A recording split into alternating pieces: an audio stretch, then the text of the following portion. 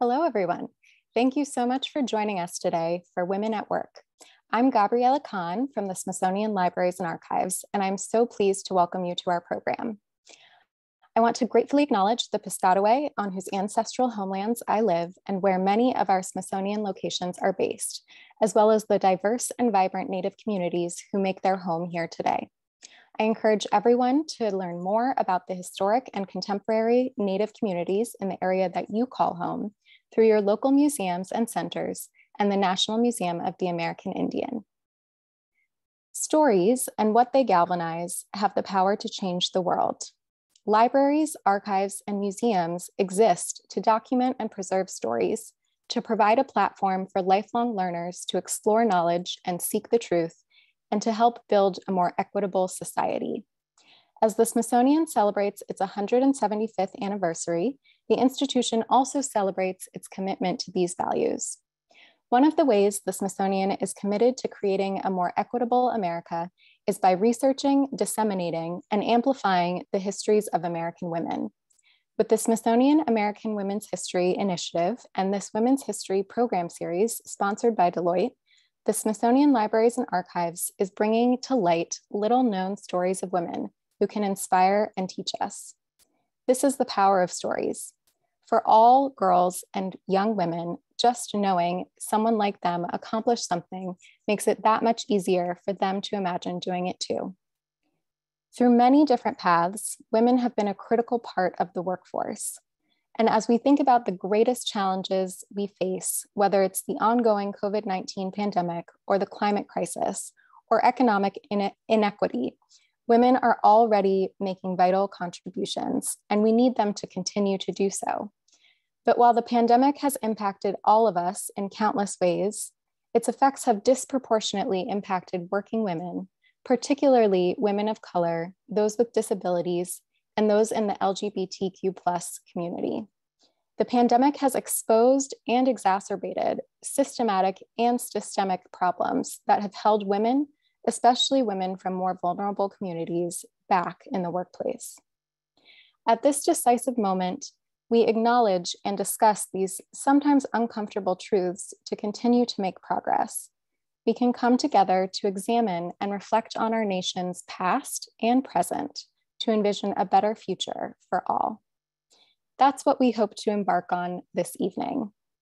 We'll start our program with the stories of diverse women who made indelible contributions to their communities, their disciplines, this country, and the world. These real women pursued their beliefs and passions despite discrimination and obstacles, and led complex, imperfect lives like all of us. Then we'll turn to an incredible panel of leaders at the top of their fields for a discussion about their own experiences, our current moment, and actions to take to better support women and advance gender equity in the workplace. Before we dive in, I want to thank our program sponsor. Deloitte is sponsoring the Women's History with the Smithsonian Libraries and Archives program series so that we can share important and often lesser known narratives. It's thanks to our supporters like Deloitte and like all of you that the Smithsonian is able to serve and grow as a trusted resource for knowledge. I also want to thank our speakers and panelists for spending time with us to tell these stories and have meaningful conversation about how we can foster a more inclusive, diverse workforce. And I am so pleased and honored to introduce such an impressive group of women. First, our speakers from the Smithsonian Libraries and Archives. Hannah Byrne is a historian working in our Institutional History Division. Tamar Evangelestia-Dougherty is our inaugural director, coming to us from Cornell University most recently, with extensive experience with rare and distinctive collections. Our panel moderator this evening is Dr. Ellen Stofan, Undersecretary for Science and Research at the Smithsonian. Ellen was previously the John and Adrian Mars Director of the National Air and Space Museum and Chief Scientist of NASA. And our panel participants, Dr. Judita Isler is Assistant Director for STEM Opportunity and Engagement in the White House Office of Science and Technology Policy. In her current role, she brings her expertise as an astrophysicist, science communicator, founder, and vocal advocate for the rightful presence of women of color, non-binary people of color, and marginalized groups more broadly in science and technology. Before becoming the director of the White House Gender Policy Council, Jennifer Klein was the Chief Strategy and Policy Officer at Time's Up.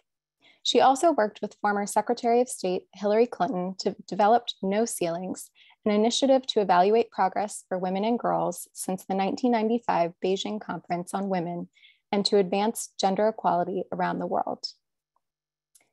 Beth Mayer is Vice Chair of Deloitte's Federal Health Sector, overseeing 3,500 employees, supporting 7 federal health agencies and many health nonprofits. With more than 20 years of consulting experience, Beth brings her passion for innovation to serve clients with her expertise in strategy, mission transformation, growth, public-private partnerships, stakeholder engagement, change management, executive leadership, and technology. And finally, prior to joining the US Department of Labor, Deputy Secretary Julie Su served as the Secretary for the California Labor and Workforce Development Agency. She is a nationally recognized expert on workers' rights and civil rights, who has dedicated her distinguished career to advancing justice on behalf of poor and disenfranchised communities. Again, thank you all for being here. So before we look to the present and future with our panel discussion, let's take a look at some women at work from the past whose stories we learned from.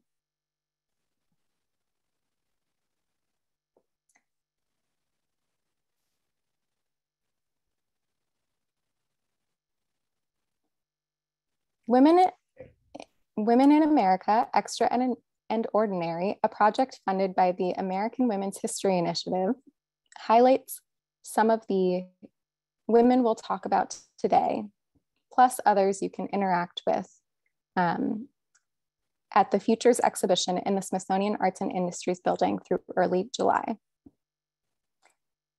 You can see a photo of this exhibition right here, and go visit at the Arts and Industries building. So tonight we'll start by going back almost 200 years to the relatively early days of our nation. And since those early days, there's been a long tradition of women being allowed into the workplace only during times of great need, and then once the crisis has passed, being kicked out. But it's also often been those moments that have opened doors for the next generation of women. Tamar has stories of 2 American heroes to share with us who lived through different times, but had the same drive and passion for serving their country and making a difference, despite the discrimination and obstacles they faced. Go ahead, Tamar. Thank you very much, Gabriella. Thank you everyone for being here. The first phenomenal woman at work I'm going to be speaking about is Mary Edwards Walker.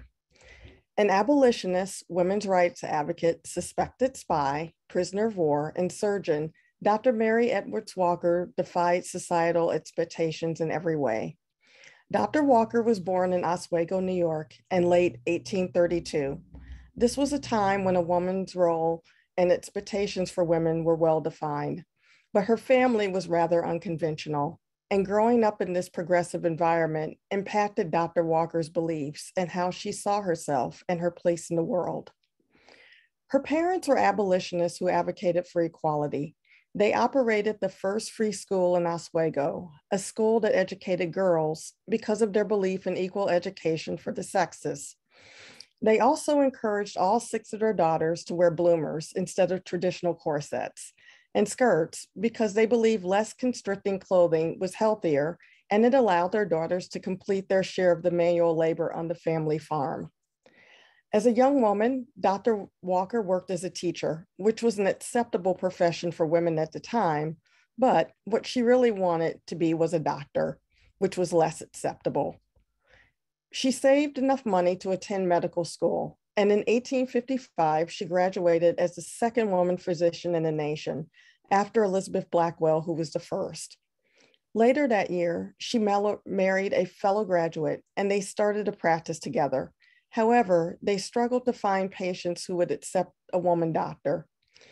Dr. Walker also started publishing essays and lecturing, focusing on various kinds of social justice and women's rights. When the Civil War broke out in 1861, Dr. Walker wanted to join the Union's efforts and traveled to Washington, D.C. to enlist as a surgeon. The Army would not allow her to serve as a medical officer because she was a woman, but she was determined to help and decided to serve as an unpaid volunteer surgeon. However, she was allowed only to practice as a nurse, despite her Doctor of Medicine degree and experience. After volunteering for a year in an Army hospital, Dr. Walker went to Virginia to treat soldiers near the front lines. She also wrote to the War Department requesting to become a spy to help the war effort. She was rejected, but shortly after was finally offered a position as a surgeon, becoming the first woman doctor in the Army. Despite her allegiance to the mission of the Union, Dr. Walker often crossed the front lines to heal soldiers and civilians on both sides. In one attempt to do so, she was captured by the Confederate Army and held a prisoner of war. After the war, she was awarded the Congressional Medal of Honor for devoting herself with such patriotic zeal to the sick and wounded soldiers. After the war, Dr. Walker continued her activism for causes such as workers' rights, veterans' compensation, and above all, women's equality. She famously wore pants and advocated for dress reform for women. She was arrested in New Orleans in 1870 because she was dressed like a man. She responded by saying, "I don't wear men's clothes, I wear my own clothes." In her later years, Dr. Walker opened her home to those who were also ostracized, harassed, and arrested for not conforming to traditional ideas of how people should dress. She also fought for suffrage and tried to register to vote in 1871, but she was denied. She ran for Senate and for Congress and lost both times, but she did testify in front of the U.S. House of Representatives in support of women's suffrage. In 1917, the government revoked her Medal of Honor, citing the fact that she served in the Army as a civilian and technically did not qualify. Refusing to accept this, Dr. Walker wore the medal every day until she died at the age of 86. Dr. Walker and others' efforts helped push America forward. By the time of her death in 1919, slavery had been abolished. The 19th Amendment, giving women the right to vote, was on its way to being ratified, and women's fashion was becoming more and more modernized. With her many firsts and refusal to be anyone but herself, Dr. Walker paved the way for future women physicians and voters and nonconformists and those who want to serve their country. Her Congressional Medal of Honor was posthumously reinstated in 1977. She remains the only woman to have ever received one.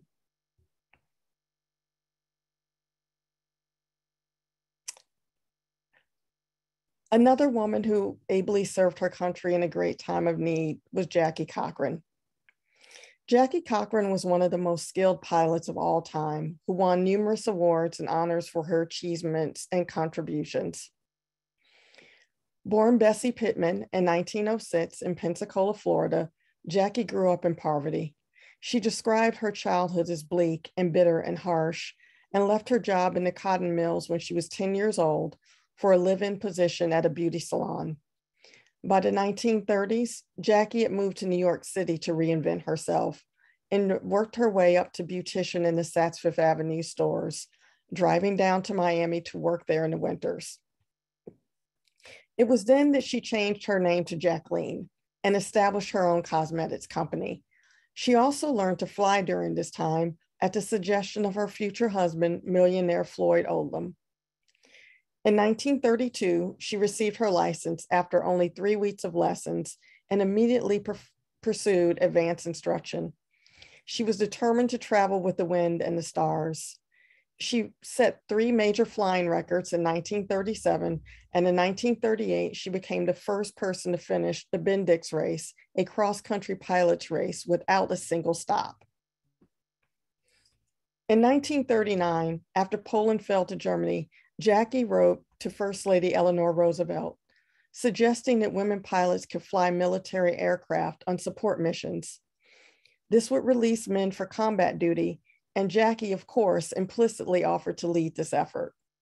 It took a few years for Jackie to make this a reality, during which time she went to England to study how they were already using women pilots and to contribute to their war efforts herself. While she was gone, another renowned pilot, Nancy Harkness Love, was put in charge of the new Women's Air Force Ferry Service, or WAF, which was a small, well-trained group of women pilots ferrying planes. This program wasn't exactly what Jackie had in mind. She envisioned something much larger, with hundreds of women executing different kinds of missions. In 1942, she came back to the US and was put in charge of a separate training program for women pilots. Less than a year later, the two programs were merged under Jackie's leadership to become the Women's Air Force Service Pilots, or WASP. Despite the dangers involved and the loss of 38 women who perished during training and missions, WASP were treated as civilians and received no pension or benefits. In 1944, Jackie presented a report of the WASP achievements in hopes that it would help convince Congress to militarize the WASP by bringing them formally into the Army Air Forces. However, the men pilots conducted an effective campaign against the WASP, arguing that women weren't needed. As a result, Congress voted against admitting the WASP into the military, which led to its deactivation. Despite this setback, after the war, Jackie kept flying, becoming the first woman to break the sound barrier in 1953. In 1960, she consulted on and helped sponsor the privately funded Women in Space program. It was Jackie's aspiration to be the first woman in space, but her dream was unfulfilled because she was unable to pass the medical tests needed to clear her for such a strenuous mission. However, 13 other women from the program were deemed fit for a flight above the Earth's atmosphere, and they were nicknamed the Mercury 13. However, they were never sent to space. In 1962, members of the Mercury 13, Jerry Cobb and Jane Briggs Hart, along with Jackie, testified before a special House subcommittee to determine whether the exclusion of women from NASA's astronaut program was discriminatory. Jane Briggs Hart debated that keeping women out of space was the same attitude that kept them out of field hospitals 100 years earlier during the Civil War. She said, "I wonder if anyone has ever reflected on the great waste of talent resulting from the belated recognition of women's ability to heal." She maintained that women should be a part of NASA's history in space as it happened. It didn't make sense to wait for a shortage of men to take advantage of women's abilities. In an unfortunate contrast, Jackie Cochran joined with John Glenn and Scott Carpenter in testifying against including women in NASA's program. Her reasoning was that women should display the gendered virtue of patience because it was more urgent for the Americans to compete against the USSR in a great rush to land on the moon. Many feel that Jackie's testimony caused American women to lose a window of opportunity to journey to space. Ironically, at the same time, the USSR was known to be training women cosmonauts. In the 1970s, Jackie's health began to decline, and she was unable to continue flying. At the time of her death in 1980, Jackie Cochran held more speed, altitude, and distance records than any other person in aviation history. She was a pioneer and advocate for women in aviation. However, her legacy and collective memory is one that is quite complicated. Reporters often called her pretty or glamorous, commenting on her blonde hair and clothing, and she played into it. As the head of Jacqueline Cochran Cosmetics, it was good for her business, but this kind of objectification and rigid adherence to gender roles still negatively impacts women leaders.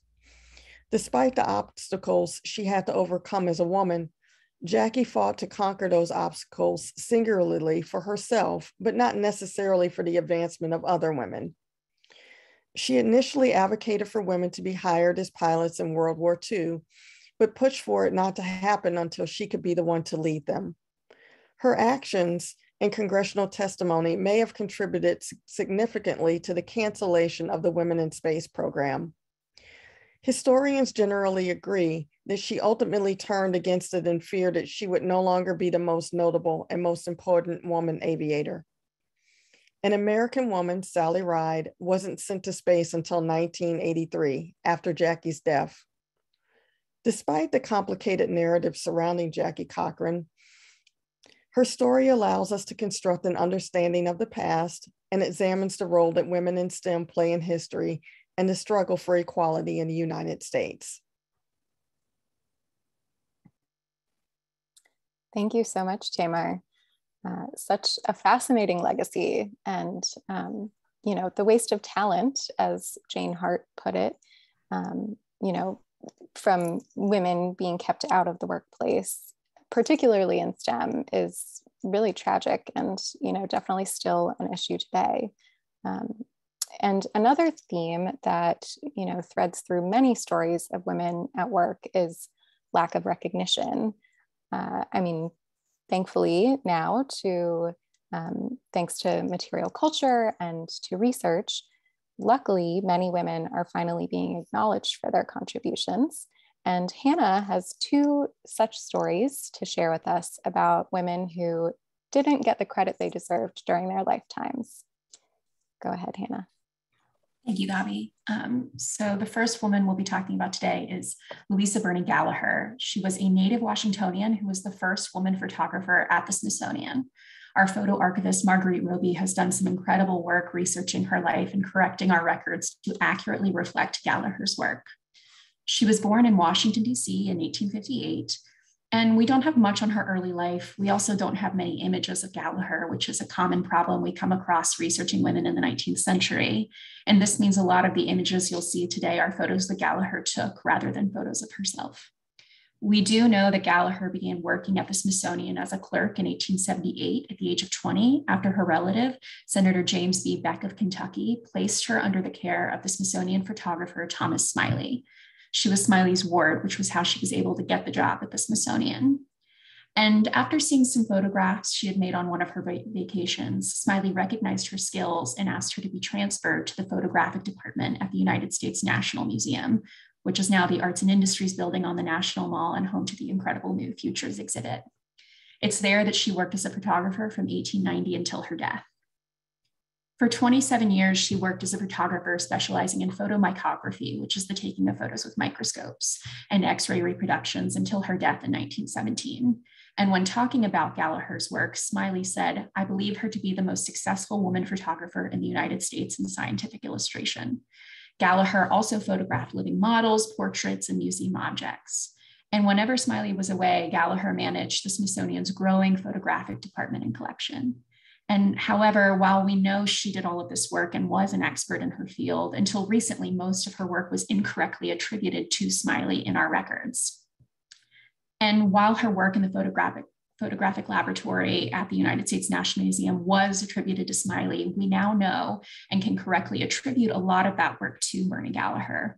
Her story is one that can help us illuminate the lessons about working women in the 19th century, how nepotism and familial connections were one of the main ways women, particularly white women, were able to gain employment at that time. And it's really a story about erasure of women from historic records and the work we at the archives, the Smithsonian, and the cultural heritage organizations more broadly are trying to do to correct those erasures. And the next woman we'll be talking about is Dr. Shin Chung Wu, who was one of the most preeminent experimental physicists of all time, who disproved what was thought to be a fundamental law of nature. Dr. Wu was born in a small town near Shanghai, China in 1912 during a time of dramatic social change in the country. Her mother was a teacher and her father was an engineer, and both believed in gender equality. Her father started a school for girls believing that they deserved an education. And after studying at her father's school, Dr. Wu attended a university in Shanghai, where she pursued her interest in physics. For 2 years after she graduated, she worked as a research assistant under a woman professor who became an important mentor and role model. This professor had earned her PhD in the US and encouraged Dr. Wu to do the same. In 1936, Dr. Wu left China for America, enrolling in UC Berkeley to earn her PhD. And it's there that she worked with many Nobel laureates, quickly impressing them and making a name for herself. However, after she completed her PhD, and despite their recommendations, she was unable to get a university faculty position due to gender and racial discrimination. She married a fellow Chinese-born physicist in 1942, and she and her husband decided to move to the East Coast to try to escape anti-Asian prejudice that they were experiencing in California, especially in their careers. Dr. Wu got a position as an assistant professor at Smith College and then became the first woman faculty member in Princeton University's physics department, but what she really wanted to be doing was research. So in 1944, during the Second World War, she joined the Manhattan Project at Columbia University, originally focusing on radiation detectors. Later, her PhD thesis research was used to help determine how to concentrate uranium to the point of critical mass required to detonate the atomic bomb. After the war, Dr. Wu was offered a position at Columbia where she would stay for the rest of her career. She returned to a topic she'd studied at Berkeley and soon became the world authority in beta decay. In 1956, theoretical physicists Sung-Dao Lee and Chen-Ning Yang asked her to devise an experiment to prove their theory that the law of conservation of parity, a bedrock law of nature, did not hold true during beta decay and weak nuclear interactions. She agreed to design and implement an experiment. Her results proved the theory, showing that the laws of nature are not always symmetrical in upending the law of parity. This discovery shocked the physics world and was a major contribution to the field. However, the two men received the Nobel Prize in 1957, and Dr. Wu's work was not acknowledged. Lee and Yang thanked her publicly and tried to nominate her for a future prize, to no avail. She went on to make significant contributions to physics, many of which paved the way for future discoveries. She published a book, Beta Decay, which remains the standard reference on the subject to this day. And despite the Nobel snub, she did go on to be recognized with many other awards, including being the first woman to win the National Medal of Science. She was awarded an honorary doctorate from many notable universities and was the first woman to serve as the president of the American Physical Society. She also believed in equality in STEM and advocated that all students, regardless of gender and race, should be able to pursue STEM education and careers. And after she retired in 1981, she spent the rest of her life promoting STEM education in the US and China.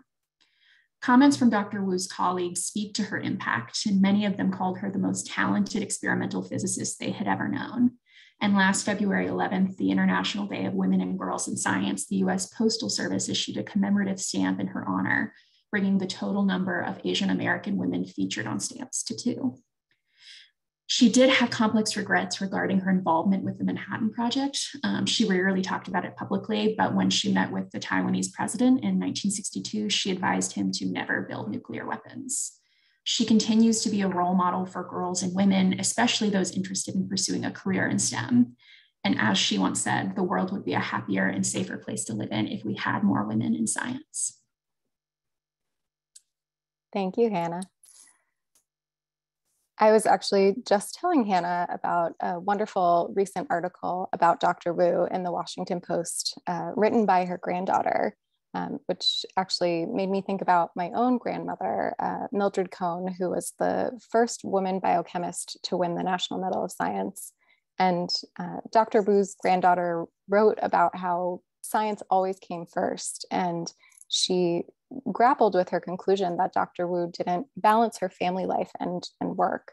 And, you know, of course, the experience of trying to balance personal life and career is not unique to women in STEM or women in general, but during the pandemic, we've seen droves of women leave the workforce specifically because of increasing responsibilities at home and childcare issues.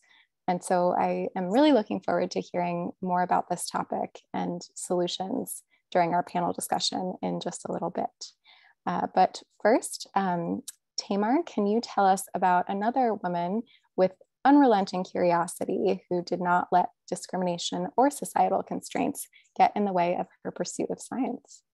Yes, thank you. I'm pleased to tell you about Sophie Ludderlow, one of the Smithsonian Institution's very own. Sophie Ludderlow was an entomologist at the Smithsonian's National Museum of Natural History. She was born in Washington, D.C. in 1910.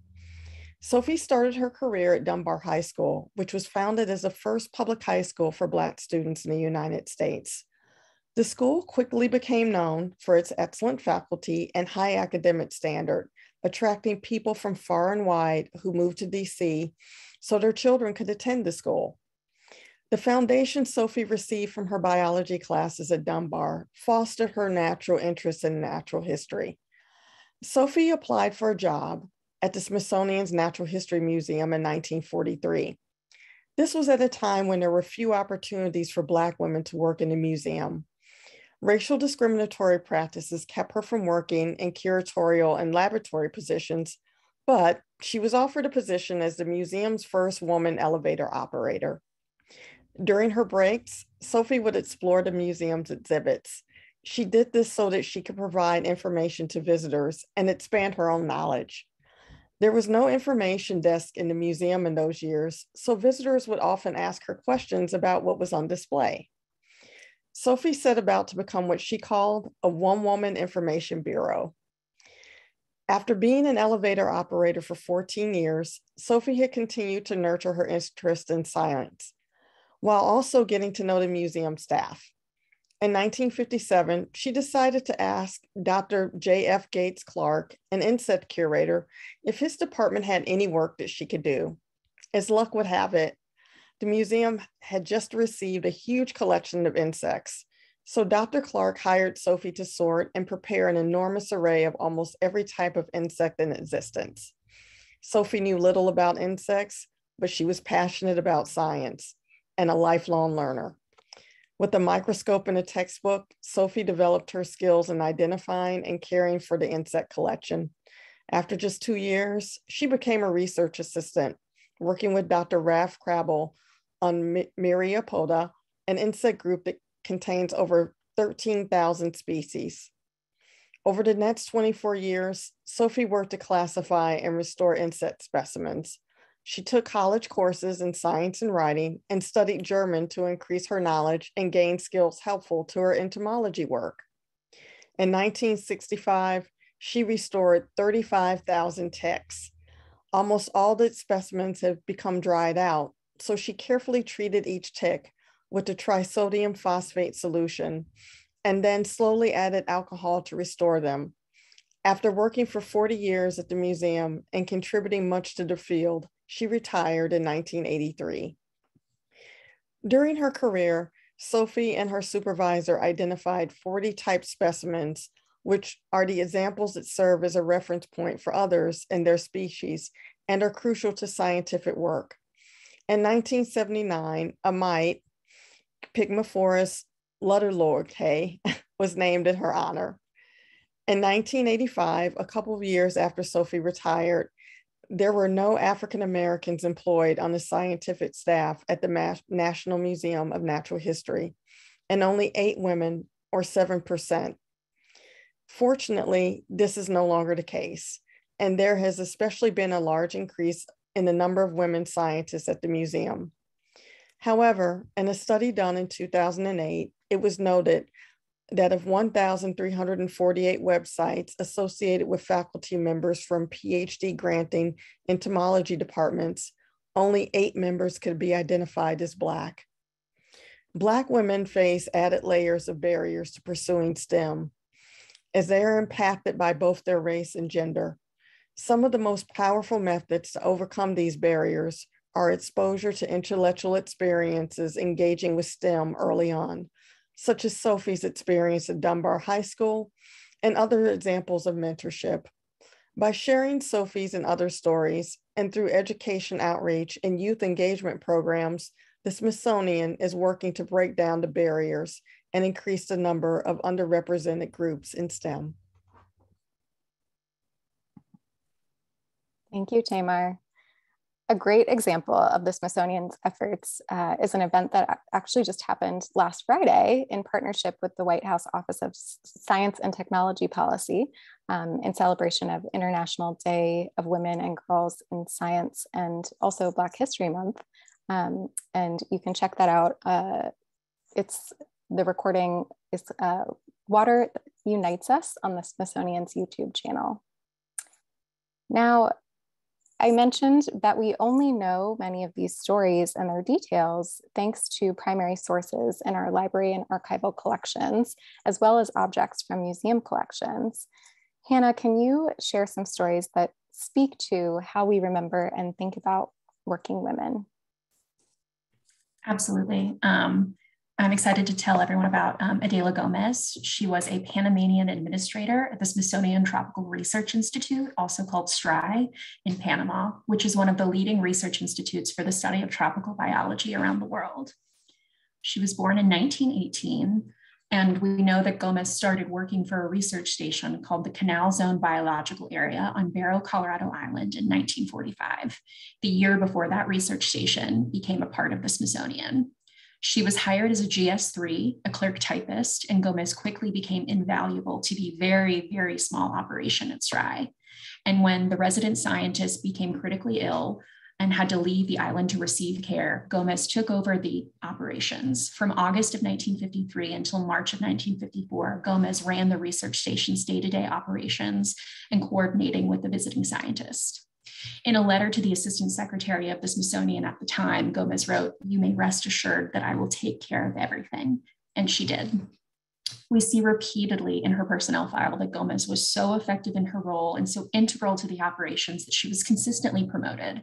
Gomez's advancement was a direct result of her work ethic and ability to produce for STRI. However, recognition of her abilities required the vocal support of her North American white male superiors.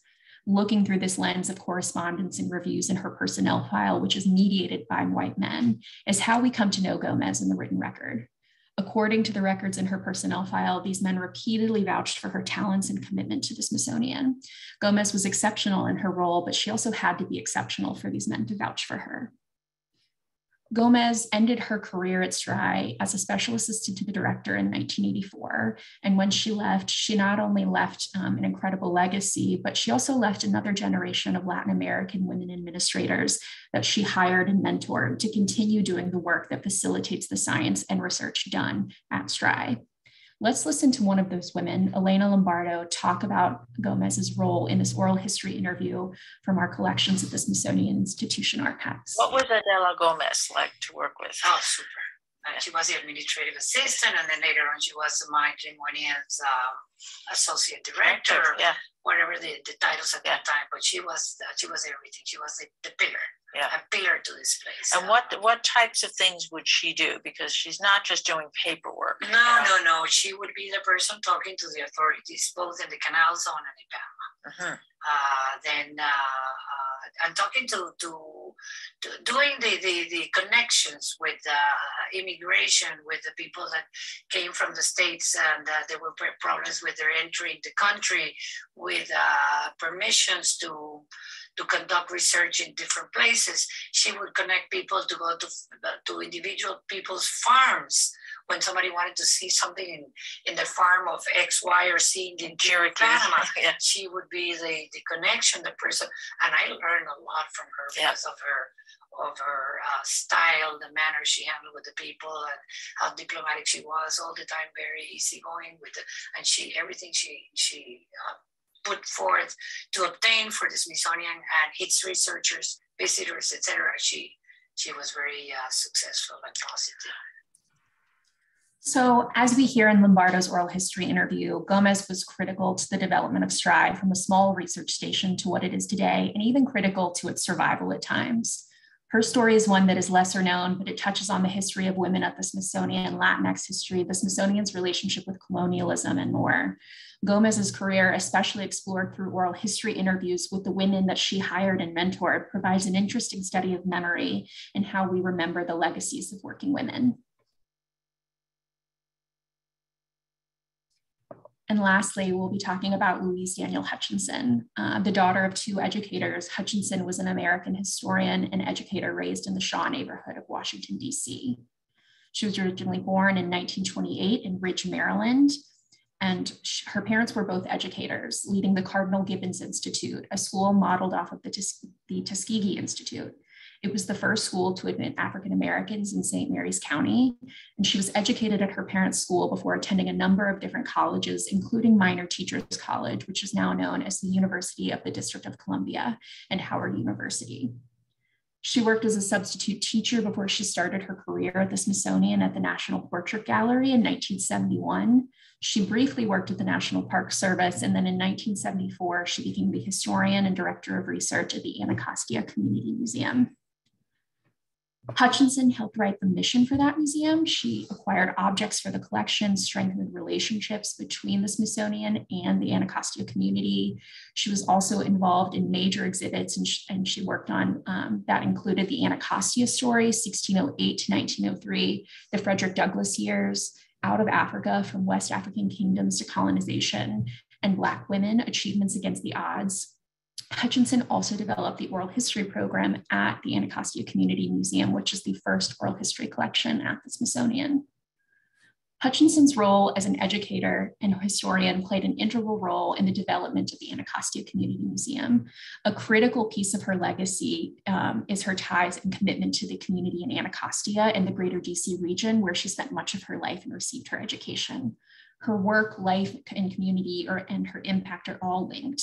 And as we aim to understand her role at the Smithsonian, no one part can be understood without the other.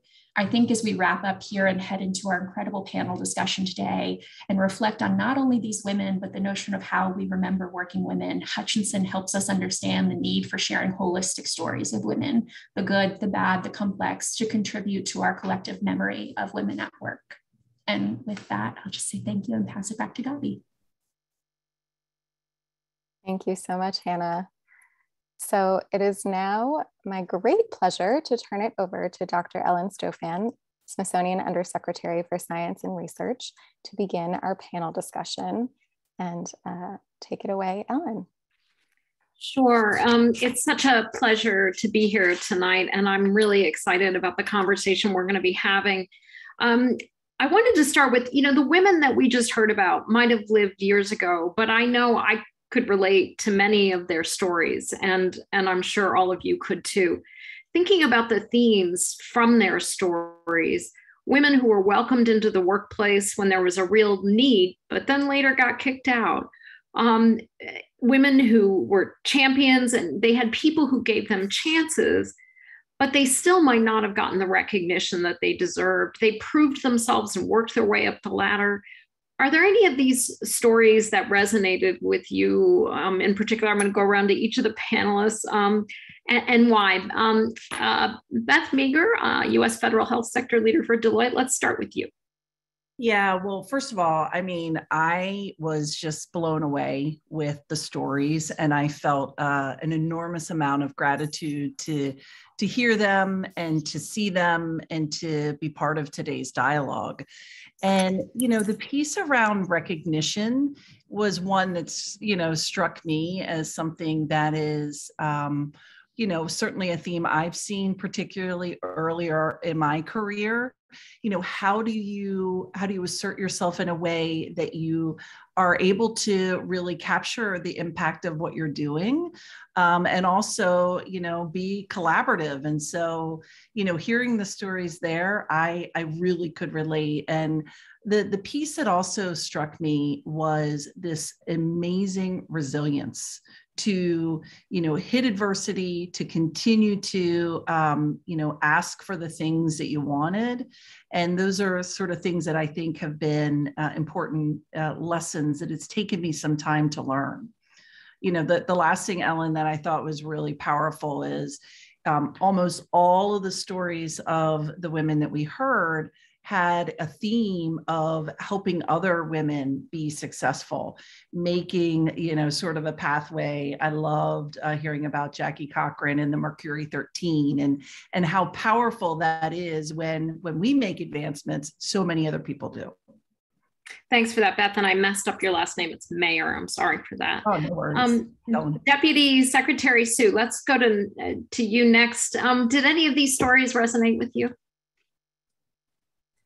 Ellen, thank you so much. Yes, and I agree with what Beth has said too. I think all of us can see parts of those stories in our own stories. I guess I'll lift up a few things that I heard. In addition to what Beth said, it was remarkable to hear. It really reminds us all that even those of us who care about these issues, there's so much more to learn. There's also like this sense of like how far we've come, but also why does it take so long to move forward?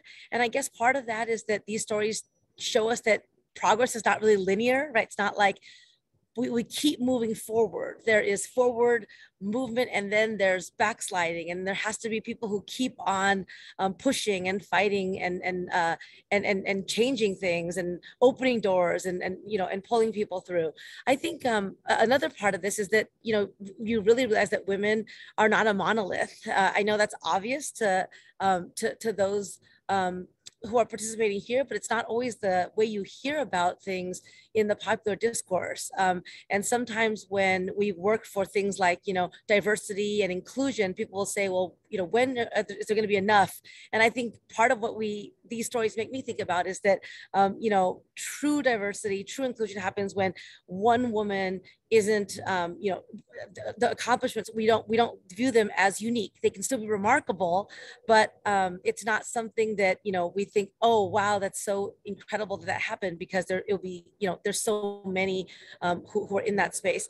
And the thing that, I just want to share is that I think that there are so many women's stories who don't get told in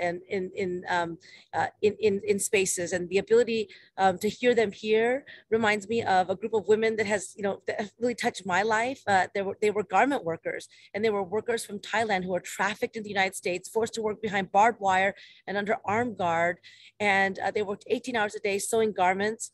And after that, they decided that they wanted to demand freedom and justice and a change in the industry. And they really set off a global movement for justice for garment workers, whose stories are often not told. But the Smithsonian National Museum of American History actually did an exhibit on sweatshops that included their stories. So I think it's also, just finding spaces to tell the stories of women who are often left out, and who decide in whatever world they're in, that they are going to reject the message that they've been told their whole lives. They should just put their heads down and know their place. I think that's a theme from the stories that that you shared, and something that I have found remarkable in the women that I've been privileged to work with, low wage women, immigrant women, women who would be victims, but who have decided instead to take control of their lives. And I, in my role in government, remind myself to think about them every single day in the work that I do.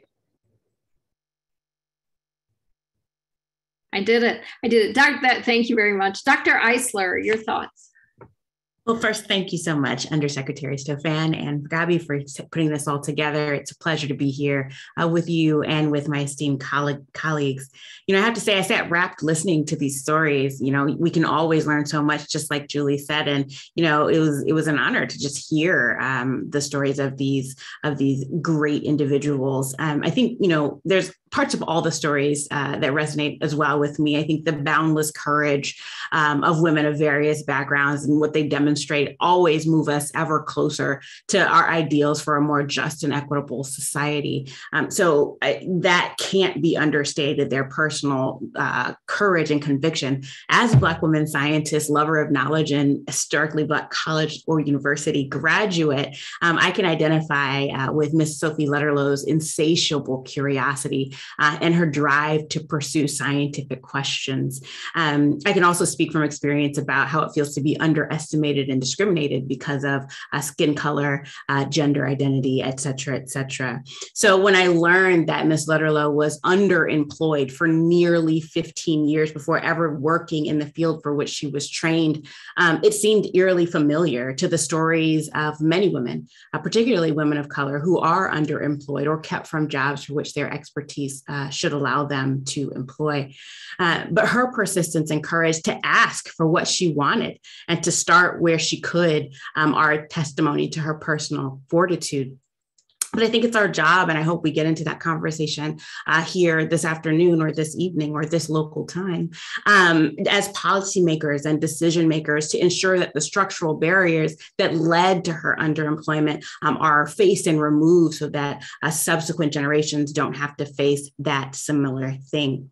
I think the other thing that that really resonated with me was Ms. Hutchinson's story about community connection, right? Making sure that her community in Anacostia was represented both at the museum, at the Smithsonian, and in the history of this country. Those stories of caring deeply for the input and contribution and participation of community are just incredibly important, both to the work of history and the work of the future. So those are some of the things that really resonated with me.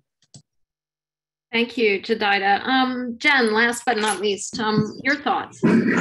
Thanks. I'll share one sort of silly story, one life lesson, and one thing about the work. So in terms of the silly story, I really appreciated the story about Dr. Mary Edwards Walker, because my first job out of law school, I worked at a large law firm in New York City, and the spoken or unspoken rule was that women didn't wear pants. They wore skirts or dresses, and you had to have stockings. And my office mate and I decided early on that we were going to take on this vestige of the old days and wore pants, which we did together on the first day. And the news of the pants spread like wildfire across, 30 stories of a New York City skyscraper. And that was our first sort of protest, which then led to the end of the pants policy. The life lesson, which others have reflected on, sort of the importance of mentors and of having supporters in the workplace, comes from my first boss here at the White House. I worked at the White House for 8 years in the Clinton administration for the then First Lady. And I was really privileged to work for this incredible woman who was the then First Lady's Chief of Staff, Maggie Williams. And what she would do to support all of us in a world where, it could get tough, was when the younger women on the staff would say something and then somebody else would say the same thing, a man, perhaps 10 minutes later, and not acknowledge that the comment had been made before. Maggie would say, "Oh, John, I see you're making the same comment that Jen made, and maybe Jen wants to reflect some more on the comment that she made 10 minutes ago." And that sort of solidarity, but also really practical way of drawing attention to the importance of listening to your peers and a workplace respect is something I've carried forward in my life and has been really important. And just in terms of the work, I've worked on gender equity and gender equality and women's issues for really 30 years. And as I said, my first boss on these issues was Hillary Clinton. And she famously said that women's rights are human rights. And what she also said, which was way less known even now, is that the issues that we were working on, issues like childcare and family and medical leave and pay equity, were women's issues. They absolutely were women's issues, but they were also core economic issues. And sort of the other part of the stories that folks haven't commented on that I thought were really remarkable was sort of the need, the requirement, if you're working as a woman, but also on issues that are related to gender equity and gender equality, to keep reminding people that these issues are core. They're not sideline issues; they're the issues. So that's another point. Absolutely correct. The women that Tamar and Hannah talked about came from quite diverse racial, socioeconomic, geographic, and other backgrounds. And many of them experienced intersecting and compounding forms of discrimination based on the full spectrum of their identities. So Jen, I'm going to come right back to you and ask, are there communities of women who are often overlooked as part of conversations and efforts under equity, especially in the workforce? And how can we become more inclusive? Yeah, I mean, I think sadly the answer is absolutely yes, and that's one of the things that I work on every day. We'll talk more about the gender strategy that we released, but a core principle of that, which I'll talk more about, I'm sure, is the intersection between gender and other forms of discrimination, whether that's race, whether that's ability, whether that's immigration status, socioeconomic status. All of those things need to be seen as wholes. And I'll just give you a couple of examples. One, and this isn't always seen as an issue of sort of intersecting discrimination, but really it is care workers, which is something that, for the first time, or not the first time, but, really the first time, this country is more focused on the caregivers who have been historically women of color and have been historically undervalued and underpaid, with lower wages and fewer benefits. And we're paying attention, which is maybe the only silver lining of what's happening right now in this country. But what we know is that, women of color are still more likely to work in jobs that have lower wages and fewer benefits and protections. A prime example of this phenomenon is the care economy across childcare, elder care, and home health care sectors. Although professional care is costly for families, caregivers themselves, who are disproportionately women of color, remain some of the most underpaid workers in the country, and they often have to rely on public support for themselves to get by. About 9 in 10 of care workers are women, and nearly 5 in 10 are of color. And as of 2020, the median income for a childcare worker was $12.24 per hour, and the median for home and personal care was about $13 an hour. On average, childcare workers make 23% below workers who do not work in childcare. So that stark economic reality and the focus on sort of how essential care workers are, and yet the conditions that they work on, struggling to care for their own families at the same time, is just one perfect example of the intersection that when we think about policy, when we think about what we need to do to address the care economy and the economic recovery that we are in the midst of in this country, that we need to think about these things really as a whole picture. Absolutely. And building on that, Julie, what are ways to combat discrimination in the workplace and support more vulnerable communities? Well, thank you. And I'll just build on everything that Jen said. I think beginning with the stories that you began with here, it really does demonstrate, imagine if there were not the kinds of prejudices and, the discrimination in the workplace, what women could accomplish, right? If people, once given the opportunity, the how extraordinary their accomplishments are, it really, calls out what Jen said earlier, that when we do right by women, we're doing right by all of our communities, right by the economy. Inequity constrains growth. It's not only immoral and problematic, it also is bad for the growth and resilience of our economy as a whole. It's we at the Department of Labor and throughout the federal government, frankly, have really made a commitment to ensuring that everything we're doing is about equity, inclusion. It's not an accident that the president's very first executive order when he came into office on day one was about ensuring diversity, equity, inclusion. And unfortunately, having to combat straight up old-fashioned discrimination remains a part of that. Here at the department, we had a case just back in December that settled, in which an employer was putting women and people of color and women of color into worse jobs. And it was a sort of tap on the shoulder about who gets. And part of our case was about getting back, wages that were owed, but part of it was about changing that practice and insisting that positions be posted so people would know about them, and that wages and salaries be listed, and there be transparency about that.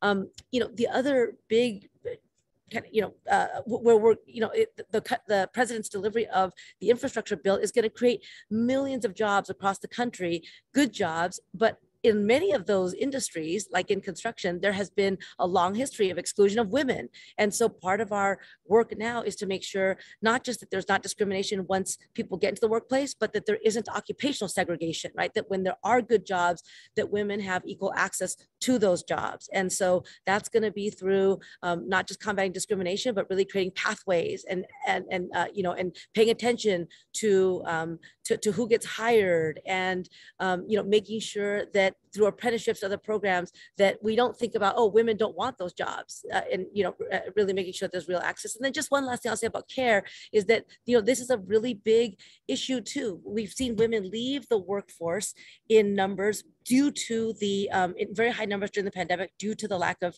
affordable care. And at the same time, we cannot then make that about decreasing the wages and the quality of childcare workers. And the reason why I think childcare work has often been considered lesser work and been lower paid, it's not an accident that it's a work that's largely done by women. So we have a lot of work to do in those spaces, and we have a long way to go, but we're really committed to making change. I want to turn to that issue that you just brought up, this issue around the Great Resignation that we keep reading about, with workers, leaving jobs in large numbers. And of course, when you look at the data, you see that many more women are out of the workforce and leaving it than men are. I'm curious, what's everybody's take on what's going on? And you definitely touched on the caregiver piece. And so what are the other big contributing factors? Beth, I'm going to start with you. How's Deloitte looking at this?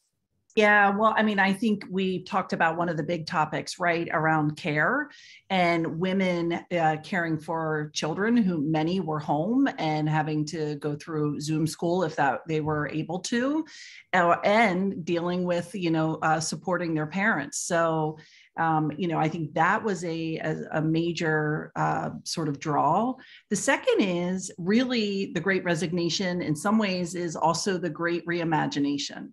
And so as we are thinking about, the sort of skills that are in demand around technology, around STEM, those kind of careers and opportunities are skyrocketing.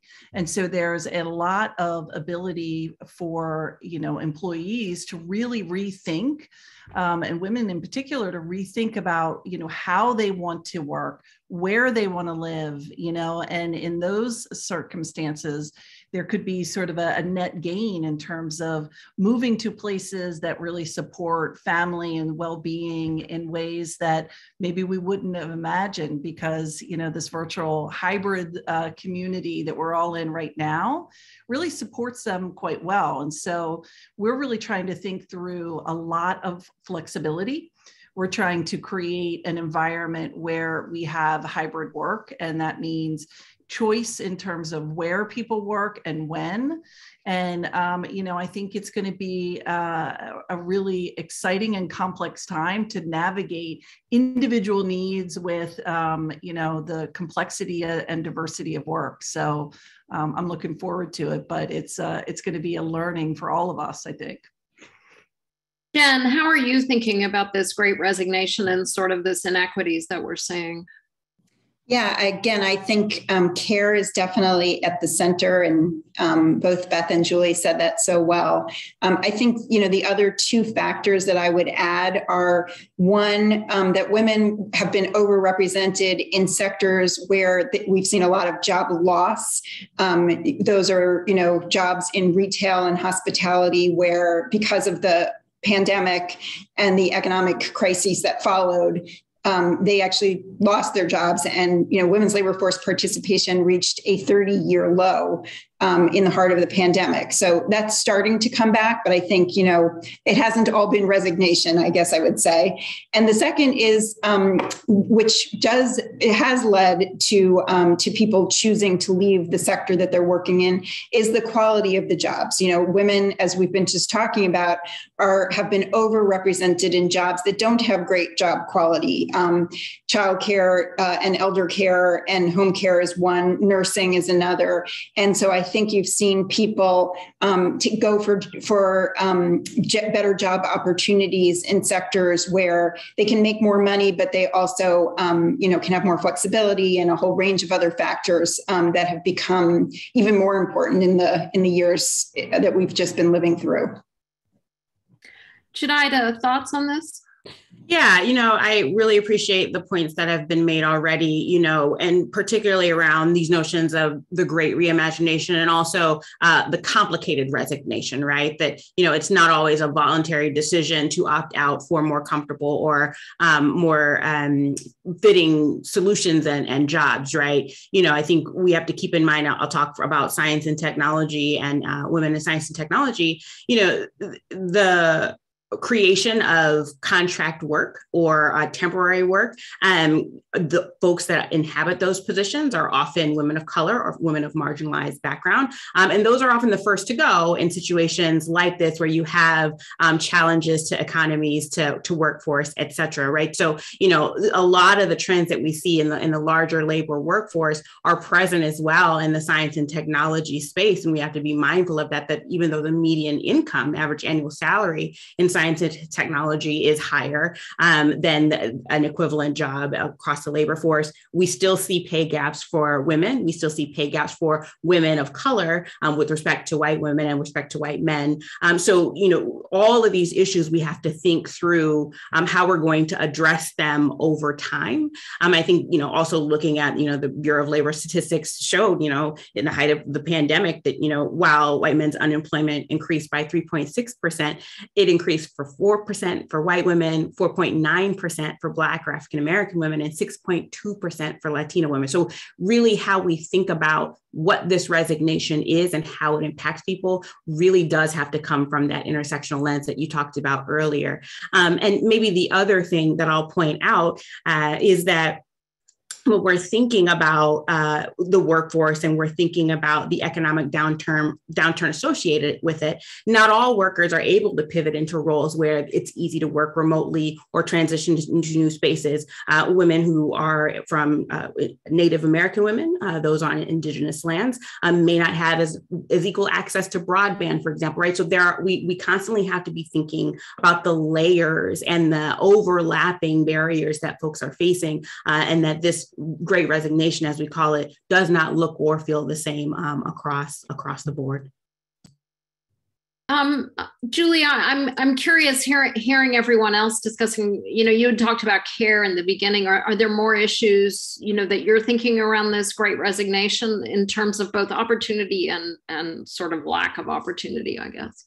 Sure, thank you. I mean, I'll just plus one what everyone has already said and try not to repeat, but I echo it all. And I think, it's worthwhile to think about what it is that people and women of color who are leaving the workforce or leaving jobs, are resigning, are leaving them for. Many of them are leaving them for, as Jen mentioned, better job quality, demanding things like paid leave, demanding higher wages, demanding more job security and predictable scheduling. And I think that it's important for us to take a look at that, right? And yes, this is a time of great turmoil in our society, in our economy, coming out of this, the pandemic, but it also is a time to really look at what makes a good job. And it's a time where workers have gained more power. And I think that certainly in the short and the long run, that is something that is positive for society and for women.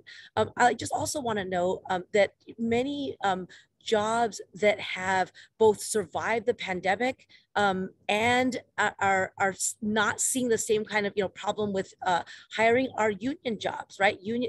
The jobs where workers have stayed on the job, even in places like hospitality, where the entire industry practically shut down overnight. And yet, in the union sector, many of them found ways to pivot. They found ways to, I'm from California, so I want to shout out, Unite Here Local 11, who took workers and shifted from, large hotels with industrial sized kitchens that were no longer going to operate as hotels for the time being, to serving food for people who were homebound, for the elderly, for the sick, and kept people working as a result. And And I think that it demonstrates that it's not a mystery how to create job quality and security. We just need to have the will and the commitment to actually doing it.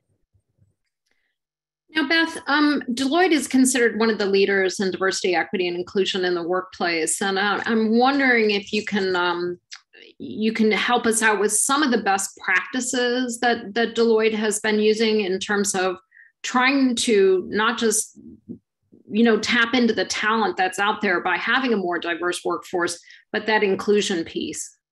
Yeah, well, I think we are trying to focus on a couple of things. First of all, it is a clear stated goal for us across the board in terms of diversity, equity, and inclusion. And so in particular, we just recently launched a DEI Transparency Report. And we thought it was really important for us to take that first step to take a look at what is our current state within our organization, look at it from both quantitative and qualitative perspectives, and then start to put some stated goals for the future along with timeframes. And so really having a comprehensive understanding of the current state in both ways that we're doing well, but frankly, areas that we will and want to improve upon. And so that was a really material for moment for us. The insights and findings in this report are really going to help us really drive kind of meaningful progress in the future. And it's also been a call to action in terms of really looking at getting real plans around our goals. And so, in our US workforce goal, it's to increase our female representation to 45% by 2025. We are stating a goal that we're going to have a racially and ethnically diverse group of partners and principals by 2025 as well. And then the last piece around inclusion and belonging. And, it's our goal to address inconsistencies in the talent experience so that Black, Latinx, non-binary, and LGBTQAI+ professionals all feel like they are able to bring their authentic selves to the workplace at the same rate that's consistent with our overall population. And so these are the set of goals that we're working toward, and we are measuring each step of the way. And to be honest, it is a stated goal for the organization and for all of us leaders. And so we feel like we're on the journey. We have a lot of work to do, and it's something that we feel deeply committed to. And so I'm excited to be part of that. And, I think it's a unique time as we are still navigating through the pandemic, particularly as we link it to the Great Resignation, how we don't lose ground in certain areas based on all the complexities that, everyone on the panel has mentioned. It creates additional challenges to meet some of those goals. That's really excellent. Julie, we were talking about the effects of the pandemic on women in the workforce, but we're all trying to somehow wander into what we used to call the new normal, but I think now nobody thinks maybe that normal word isn't so appropriate anymore, but the new whatever. And what are the challenges that you think women are going to be facing in the workforce as we do move into this next phase? And what is that going to look like, this ongoing return to work? Absolutely, right? I mean, people have been talking about the future of work for some time, and really, I don't think anybody imagined that we would have this acceleration to figure out exactly what that's going to look like. And, we certainly are facing that in every workplace now, right? Like, what does it mean to return to work? There's a huge, I think many workplaces, and government is certainly, one of them, really believe that there was not going to be a way to work from home. And yet right? Many transitioned much more rapidly out of necessity than ever thought possible. So I think we're really looking at how do we, how do we take the opportunities and the benefits of what we learned during the pandemic and magnify those while also trying to make sure that we, address the challenges. I also, have to say that one of the things that people have noted is that there's inequity in the economy as a whole, right? So there were workplaces where people could never telework. They were on the front lines all the time. We called them essential workers, and now we have to demonstrate that we mean it by figuring out what is it, what are those jobs going to look like as we go back? How do we make jobs that were not inevitably low income and exploitative, but partly as a result of who did those jobs, right? Work that was done by women, work that was done especially by women of color, like care work, right? So how do we really look at, this is the president's commitment, like the Build Back Better idea is to try to make sure that we both have the laws and the monetary investments in ensuring that what the economy looks like when we build it back is not the same one that we left behind. Thank you. And Jedidah, I'm thinking of the same issue around women in STEM. There's obviously really particular issues towards women in STEM, and it's an ongoing conversation that you and I have been having for years around how we increase the diversity and inclusion of women in STEM. And now the pandemic and the post-pandemic world are added challenges. And I'm wondering how you're thinking about that. Yeah, Ellen, these are great questions and a great point. The U.S. STEM workforce is 36 million people in diverse occupations that require STEM knowledge and expertise, which is about 23% of the U.S. workforce. So when we're talking about STEM as an area or a sector, we're talking about a significant fraction of the workforce. And, so the good news is that while workers in STEM occupations have higher median earnings and lower unemployment rates than their non-STEM counterparts, there's still much room to grow, right? And the pattern held during the downturn. It's still more lucrative to be in STEM fields, but there are major issues that we still need to account for. The challenges women face in STEM with the ongoing pandemic, emerging variants, the return to work, future of work, leaves many women exhausted and burned out.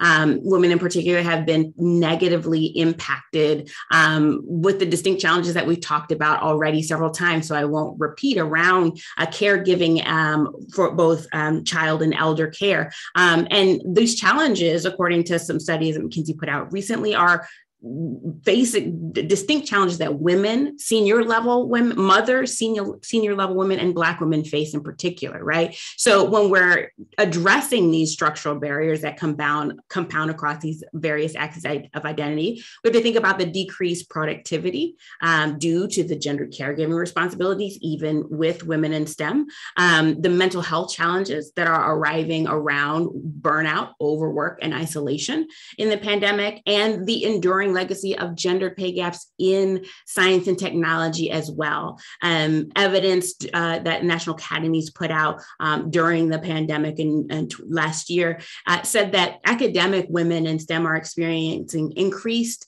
workload, decreased productivity, and a significant change in their interactions, right? So the very nature of the work in the academic fields is changing, and that this is bringing on mental health concerns, not to mention a decrease in the currency of the realm in science and technology, particularly in academia, which are papers, which then lead to further tenure, promotion, and movement down the line, right? So there are long knock-on effects that we have to think about for women in science and engineering. And I think, the other challenge that we're going to have to address, and to Julie's point, was hastened by the pandemic, but that women in STEM jobs, while STEM jobs do produce larger median annual salaries, women in STEM jobs still earn less than men.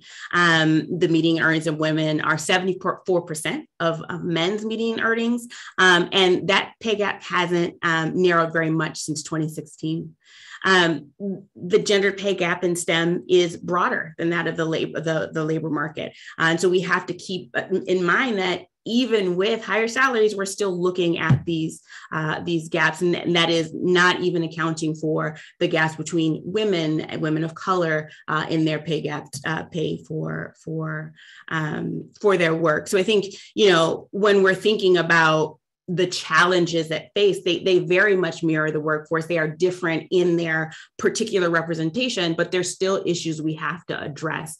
Last year, the Office of Science and Technology Policy put on a roundtable series called "The Time Is Now: Advancing Science and Technology, Advancing Equity in Science and Technology." And one of those roundtables is actually around the overlapping crises faced by women and people with gender expansive identities due to COVID-19. And what we heard loud and clear from the members of that roundtable was that a lot of the issues that they face are not new. They are just exacerbated, and that this is, to Beth's point, an opportunity for us to reimagine what science and technology, what academia can be, so that folks can move into the science and technology ecosystem with all of the skills they need, with all of the sense of belonging, the structural supports that are there to support them in their work. So, those to me are some of the challenges that we're facing, and I'm hoping that through the work of the Office of Science and Technology Policy partners inside and outside of government, including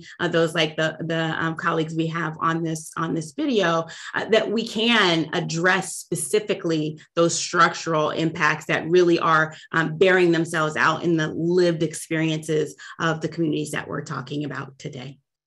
Absolutely. This is so critical. I think, especially as you said, these knock-on effects of the pandemic could be stopping a woman from getting promoted 5 years down the line because of her productivity. Jen, I have to say, I was so personally thrilled to see the Biden-Harris administration issue the first ever policy on gender equity and equality.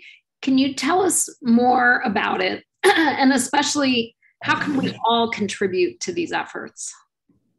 Thanks. Yeah. And I just have to say that, what the point that Jedidah just made, and she was speaking about STEM, but really all of the issues that you just covered can be said of women in so many different fields. Equal Pay Day is coming up on March 15th. And, we're planning a number of activities to both market, but also to, announce some real policy changes.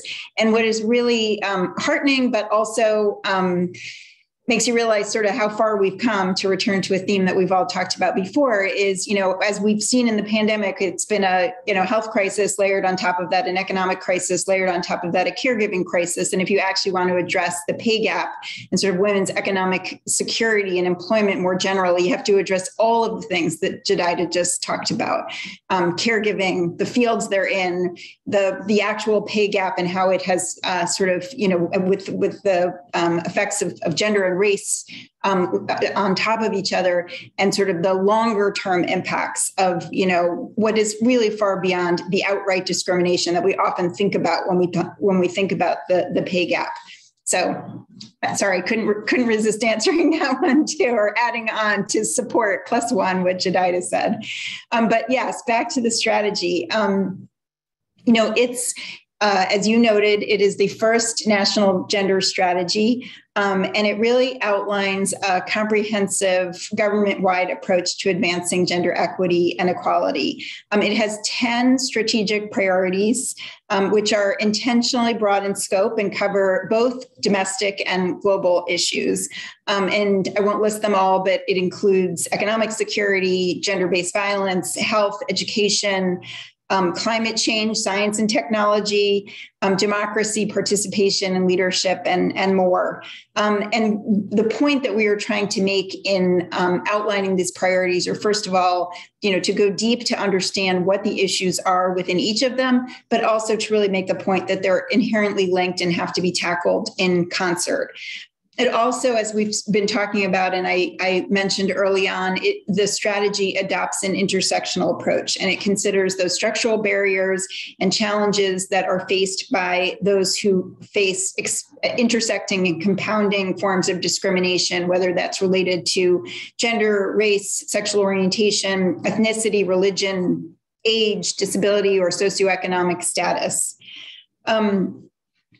Each of these work streams are what we're doing now, actually, sorry, to take a step back, what we did in preparation for the release of the strategy was we talked to literally hundreds of organizations and also individuals, including hundreds of girls, to hear about what they wanted to be in the strategy. So to reflect on your last question, which is what people can do, the answer is to continue to be our partners, feed ideas, and then also to hold us accountable. So what we're doing right now is the implementation of the strategy. And the Gender Policy Council, for those who don't know, is a brand new policy council here at the White House, but we're small. We're new and we're small.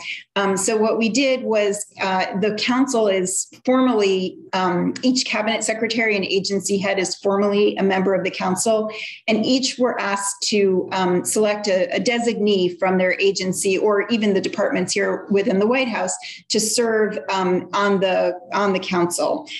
So what we're doing now is implementing this really, truly government-wide approach, which is how a small and mighty team at the Gender Policy Council can actually advance this, pretty ambitious strategy. The only complaint we've gotten, the only criticism we've gotten of the strategy is that it's too ambitious, to which I respond, yes. So in the implementation process, we'll be doing a couple of different things. But right now, what we're doing is asking the agencies for their 3 to 5 priorities that they want to focus on. And then there's a longer term plan for really ensuring that these issues are embedded throughout every department and agency, through strategic planning and budgeting, through management and training, and then importantly through metrics and accountability. So the last thing I will say, the best way to get involved is to watch us and to hold us accountable, that we actually meet these ambitious goals that we've set for ourselves as the Biden-Harris administration. Thank you so much. Now we've only got about 4 minutes left, so I thought I'd do a rapid round robin here on last words, but especially looking towards this whole issue of the future of the workforce, but even more importantly, young girls and how we can make sure that we're doing the hard work to make sure we have a better and more inclusive workforce going forward. Julie, I'm going to start with you. You're on mute. Somebody had to do it. I am sorry. I'm sorry that had to be me. Well, gosh. So first, let me say, I just hope my daughters grow up to be Jedidah when they grow up. I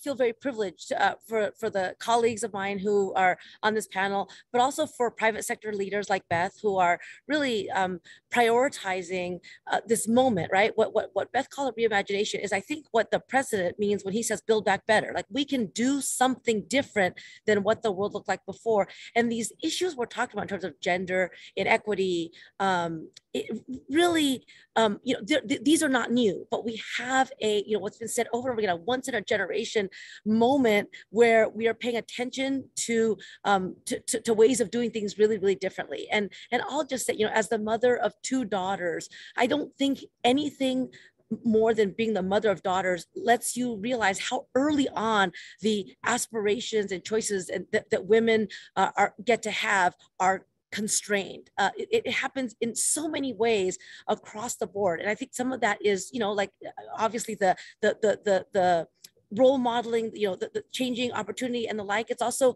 sort of changing culture. And I just have to say, I think that, in this country, we've seen a major step back in the last few years for a number of different reasons. And I think the pandemic is one of them. And the statistics that have been shared today about women in the workforce, we're at a 3-decade low in terms of just, women participation, much less all the other issues we've talked about. So, the challenges are very, very real. But I do feel very hopeful that we are in a time where everyone sees that the backsliding is not acceptable. It's not the way to go. And we have a chance to figure out what it's going to look like going forward. And I think everything we heard about what came before, but also what we're trying to do here, fills me with a lot of hope about where we're going. Thank you, Deputy Secretary. Jedidah, just a few words. I think the simplest thing I can say is that girls of color, LGBTQ plus women with disabilities, all come here with curiosity and excitement and questions about the world. It is our job to make sure they can answer those questions without undue barriers, right? And so I think all of us are talking about what we view our role is to make sure that we're tearing those things down. So to these young women in the workplace, girls of color that are listening, just do the thing you do. Hold us accountable. We'll try to move as much out of your way as possible. Just keep going is what I'd say. Awesome. Jen, I'm going to let Beth have the last word. Jedidah stole what I was going to say, which was just stay out of their way. Because if we don't know now, having watched what's just happened the last few years, we really do know that girls and girls of color in particular are really the future. And we just need to stay out of their way. And then on a more serious note, although I actually am deadly serious about that, and Julie really touched on this, is in addition to thinking about policy change, we need to think about norm change, because that is the last structural barrier that Jedidah has rightly pointed out, which is continuing to hold people back, hold women back. And it's in our power to actually address norms as well as laws. Beth, thank you so much to Deloitte, obviously, for this, but I'm going to let you have the last word. Well, it's my pleasure. And my first bit of advice would be, if you are told you're too ambitious, you're on the right path. And, I think women and girls in particular bring two superpowers: creativity and collaboration. And as you've heard, from Jackie, Cochran in the beginning, to Julie's call out around the women in California, the ability to be creative against adversity, I think, is a really important thing to harness. And then, I think, Jen, you've mentioned sort of the complexity, and Jedidah about the issues. We need people that can collaborate, and girls and women are collaborators, and we need them at the center of our hardest challenges. Awesome. Thank you all so much for participating. This has been, I could keep going all night. This has been the most amazing conversation. Thank you so much. And Gabby, I think it goes back to you. Thank you, everyone. Yes, I agree. I could sit here and listen for many more hours. And I hope everyone enjoyed learning about our historical women and hearing from these incredible panelists this evening. So I will just once again thank our incredible panel and Ellen for doing such a great job moderating. And of course, again, thank Deloitte for sponsoring this program. And last but not least, thank all of you for joining us and for listening and, taking all of what was said this evening and reflecting on it and, taking it into the rest of your week and your life. And with that, thank you all again and have a great evening, and hope everyone has a great rest of your night.